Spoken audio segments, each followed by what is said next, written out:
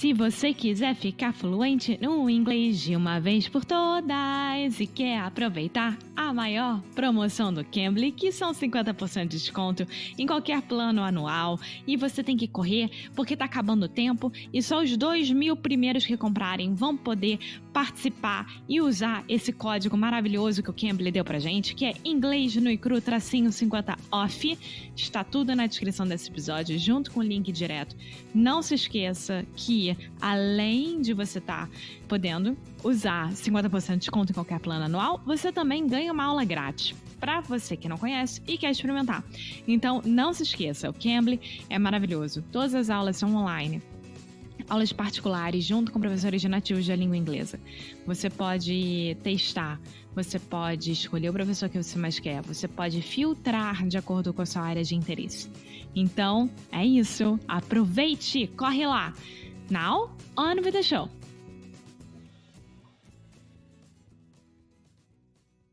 Hello, hey sweet people, and welcome to another episode of Inglês no Cru Rádio. My name is Foster. I just woke up, so I'm a little bit sleepy, but luckily I have the help of the one, the only, Who's awake for 6 hours now? Alexia! Alexia has been awake for a long time because she is in Portugal. I'm in the US. Alexia, I miss you. I miss you, amor. Okay, so let's dive straight into it. We have been talking this week on the show about technology, about distraction, about attention, about this crazy modern world that we live in. And this all started from a question from one of our Sound School students, Bruno. So if you... Hey, Bruno. Hey, Bruno. So if you have not listened to the earlier episodes this week, I probably recommend starting with those. Things will make a little bit more sense. Yeah? And that's it. You ready to get started? Yes, I am. Okay, so yesterday on the show, we talked primarily about notifications and how that is such an easy win to get some of your control and attention back from your phones. Just turning off all notifications except from real people. And today, Alexia, I thought it would be helpful if we give a couple more just tips and recommendations from our experience of working on our computers and our phones for the last 5 years. Yeah. I mean, I think that the first thing... Ooh, buddy. Hey, buddy. That he's trying to break in so bad. I think that one of the things that I have in mind is to learn your work routine, right? So if you are starting at 8 a.m.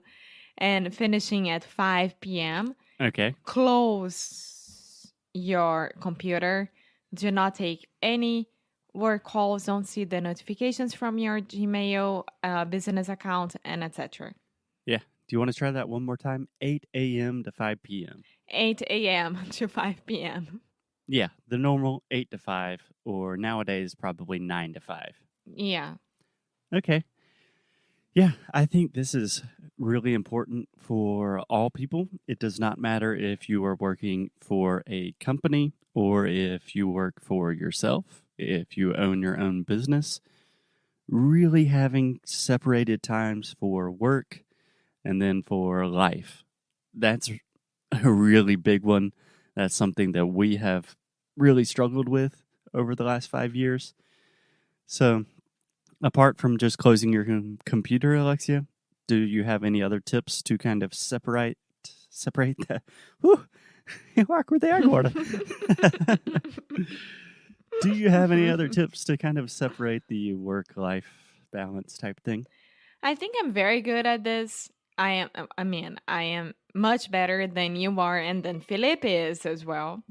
And like to really, really finish your day. Once you're done with work, just go ahead and go cook or go take a shower, go for a walk, watch your favorite movie, watch some new show.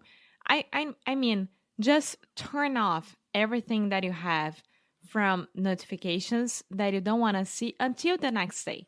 Because if it's not urgent, that's fine, it can wait. If it's urgent, if someone is dying, urgent, they will call you. So you don't have to be online 24 per 7. Yeah, I don't think many people are sending Slack messages like, "Hey, by the way, I'm dying, so I hope someone reads this Slack message." If it's urgent, it will get to you. So, Alexia, can I tell you something that I actually read yesterday that really helped me think about this in a better way? Yeah, of course. So, the other day, I was at the pharmacy picking up medicine, and I love magazines, like physical magazines. It's just easy. It's not a full book. They have pictures. It's an easy way for me to read. And I got a magazine that was kind of like a wellness, like yoga, breathing magazine. Mm-hmm. So anyway, I was reading last night, and they were talking about this idea of work-life balance and focus. And if you think about it, nowadays in the 21st century, most of us can do most of our work, or at least see our work or do something related to our work on our phones, right? Yeah. So even if you have a physical job where you have to be there, you can still look at work emails and get notifications on your phone, right? Right. So this was something that I personally have struggled with for years and years. Alexia is much better at saying, okay, it's 5 p.m., I'm not working. I can also do that, but I would still kind of have my phone and I would look at it. And even if I wasn't working, it's still draining a lot of energy from me thinking like, oh, I could be working, or I'm nervous about work and it makes me anxious. So what they said in this magazine was, imagine that you are working for your company or a company, and imagine you are the boss, right? Right. And in our case, this is a little bit easier because we do work for a company and we are the bosses. So let's imagine we have one employee, right? Felipe. Hey, Felipe. Hey, Felipe.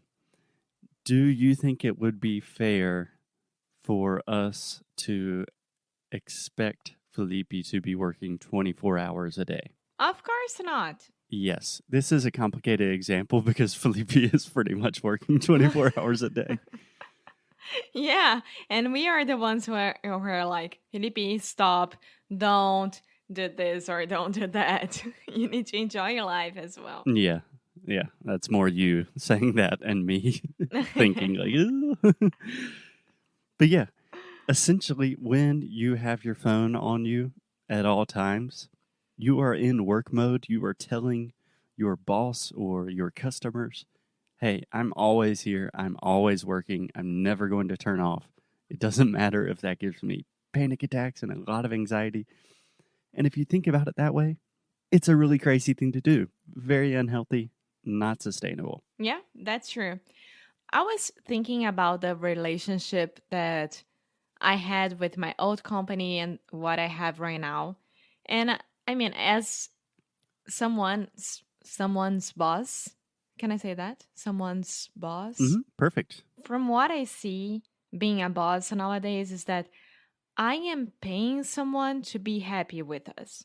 So, if I'm paying someone to work with us, I want that person to have the best experience ever because I want him or her to learn from me as much as I can teach them, this person.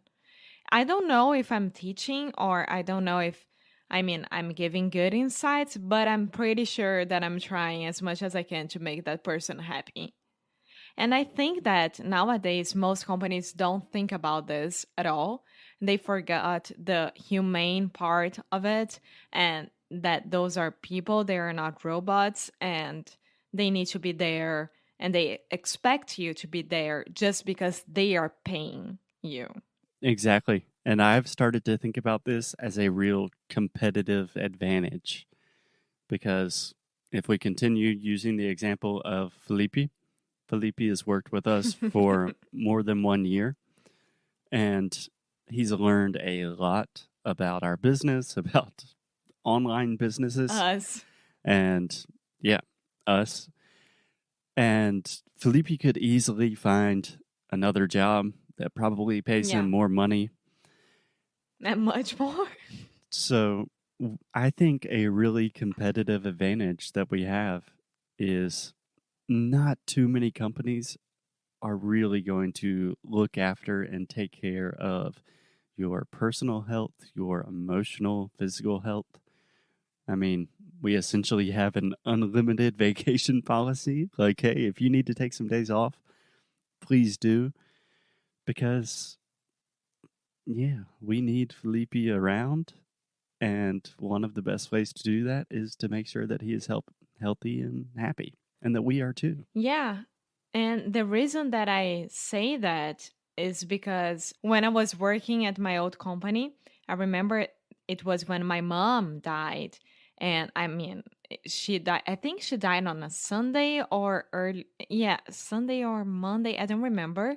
But it was the beginning of the week, that I'm pretty sure. And then, of course, everyone knew by the other day during the morning. And then when it was Friday or Thursday at the same week, I remember that my boss at the time, she sent me a message saying, "Hey, when are you coming back to work?" And I was like, "I don't know. I mean, I still had to figure it out a lot of things, and the Missa Sétimo Dia, that I don't know how to say that in English. Seventh day And Mass, I suppose. yeah.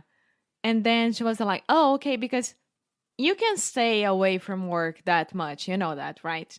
You can't? Yeah. Gotcha. Yeah. And I know that it wasn't from her directly, it was from the top boss, that made her do that. Mm-hmm.